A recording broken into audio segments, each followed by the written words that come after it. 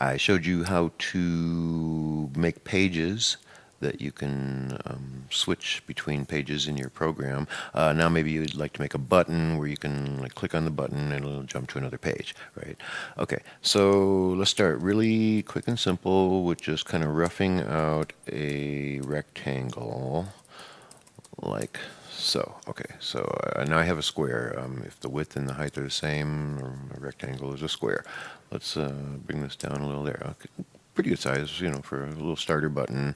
And then maybe I'll even add a fifth parameter for a little rounding on the edges. Nice ergonomic looking button. Okay, and then I'm gonna wanna apply a fill color, of course, you know, fill there. I have a red button, and then I'm going to put some text on it. Got to make sure the text is on top, so I want to draw that last.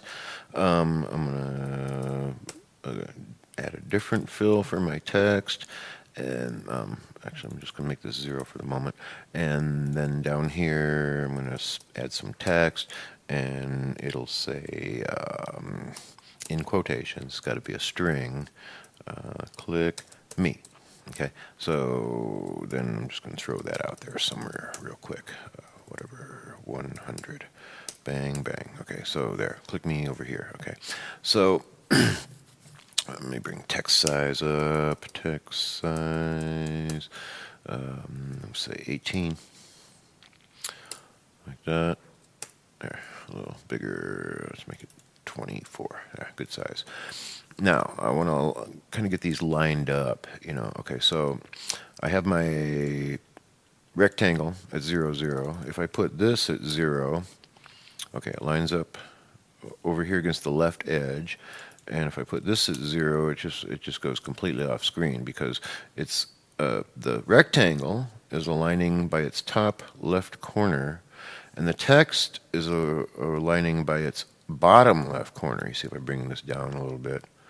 About 24 points because it's 24 font there. Okay, so there's the alignment way down here. So obviously the alignment of these two objects is a bit off, right? So one way we can get them both kind of in sync, I'd like to have my text be just lined up in the center there. I'm going to set this to 18 for now. One way to do that, I have up here at the top, I'm going to set my rectangle so instead of aligning by its top left-hand corner, it's going to align by its center. So its X and Y will be dead center. So to do that, I'm going to type rect mode center. Like that. Okay, so now the button pops up. So it's dead center to 0, 0 now, you see. So if I do this, if I want to do the same thing for the text, that would be text align center. And that aligns the left and right part.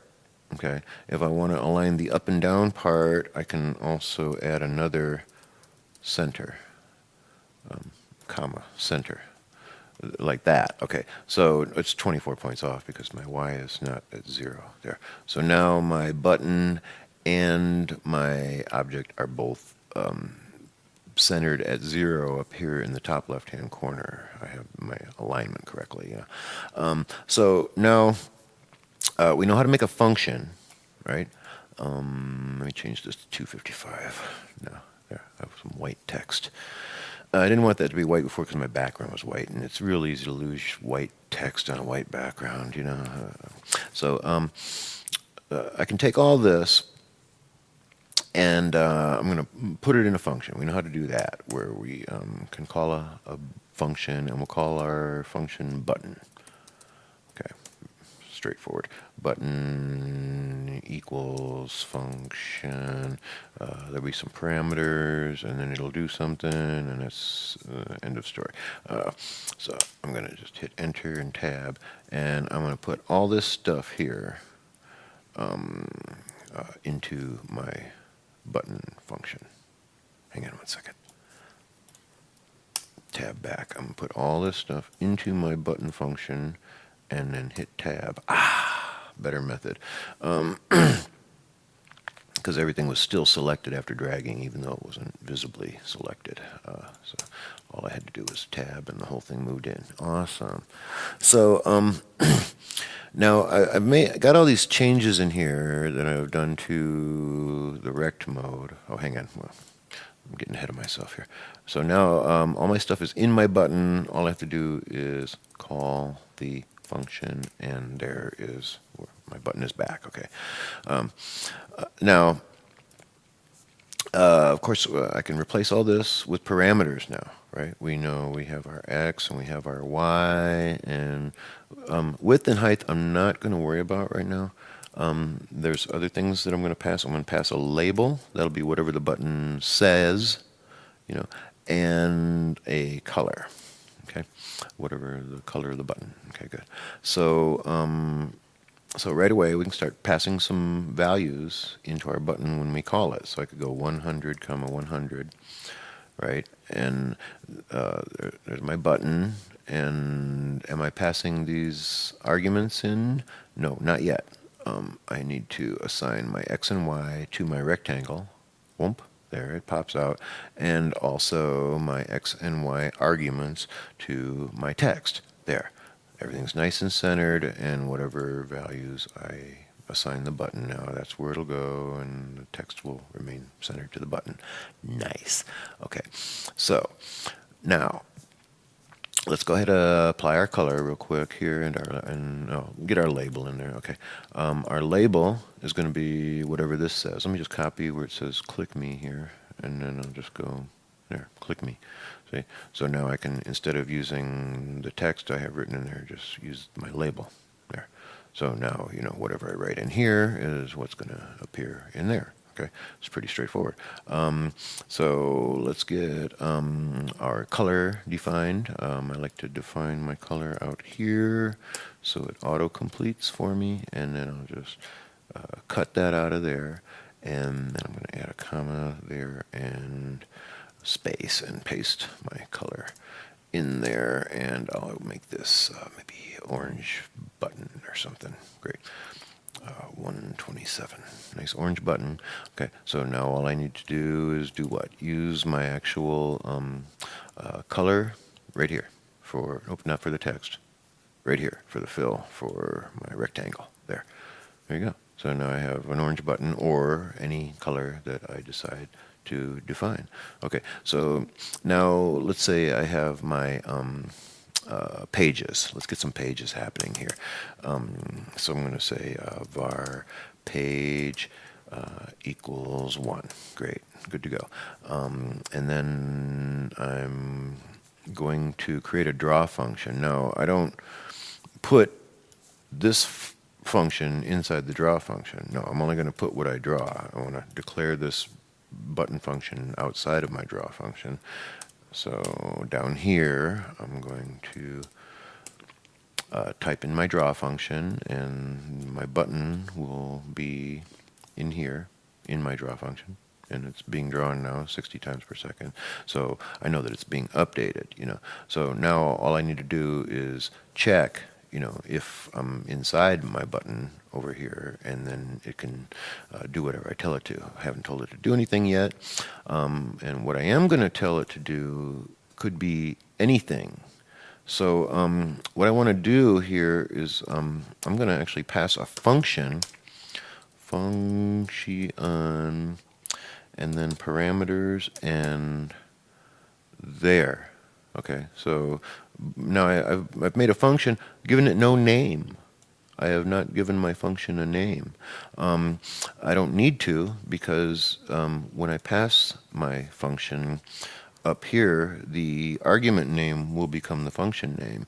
Now, I can't use function as an argument name. It's definitely going to complain about that. Function is a reserved keyword. Okay, so that is JavaScript. You don't want to mess with any of that. So I will have to, I can go in here and instead, kind of get cute with the spelling, and now it's perfectly fine, So now, down here in my button, we just want to check if we've clicked it, you know.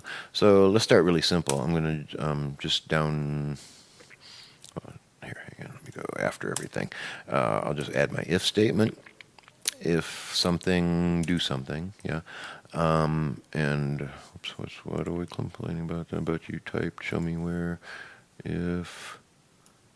Hang on. What did I do? Text, label, button. Yeah, it's okay. Oh, right. I did if. I didn't put anything in there. Of course it's going to complain. I could say if true there. No, right? And of course this needs to be curly brackets, not square brackets. There, okay. Not complaining now. If, now, the Khan Academy in particular has a built-in variable that we can use called mouse is pressed. Okay, that's not global to JavaScript. It just works on Khan Academy, so we can take advantage of that for the moment. And I'm going to say if the mouse is pressed, it's going to do whatever is in here. And what it's going to do is call the function like that. And I need the brackets and a semicolon. And now when the mouse is pressed, it will do whatever is in here. Okay. I don't have anything in there at the moment, so let's put something in there. I'm just going to, here's what I'm going to do. Out here, I'll say background. And kind of just, set this color like that. Okay. So I'm going to grab this background out of here now and say now the function will call background. See? So now if I click the button, it resets my background color because I don't have a defined background color out here. It's undefined, and so reset. Okay, so we know that the button's working. Okay, one thing though, let's say, okay, so we wanted to change pages, right? So instead of just changing the background, instead what we're going to do is change the page, right? So we need to know, first of all, what page we're on, So here, I'm going to say if whatever, and that is if page equals 1. And it should be equals. So it's comparison and not assigning 1 in there. If page equals 1, then we definitely want to do all of this. We want to draw our button. Well, here, let's get the background out of there for now. If it is page equals 1, cut, we're going to draw this background, and then we're going to draw this button on page 1. Okay, so great. I've got a button function that can do anything. So what are we going to have it do? We're going to have it change the page to page 2. Like that, page equals 2. Okay, so we don't have a page 2 defined. Let's get one in there. I'm just going to copy page 1 real quick, get down on there, and I'm going to say else, add a space, and then say if page equals 2, page equals 3. Okay, let's change what the page actually looks like so we can see if anything happens. Different background color, and it'll say whoa. Whatever, okay, and a different color button. There we go. So now, okay, so if I click here, boom, it's going to go to page 2. Whoa, great, awesome. So now, same thing, I could go if page equals 3, if page equals 3, go to 4. Okay, now this is where things are might get a little wonky here. Else, and I'm going to have a final page that is just the default background of black to indicate that I have reached the end. Okay, so now here instead of whoa, it'll say whatever. Okay, and I'm going to change the color of the button to some bluish button on page 3. Okay, so let me just print my variable to the screen, and I'm out of time. I'll get back a 15-minute limit.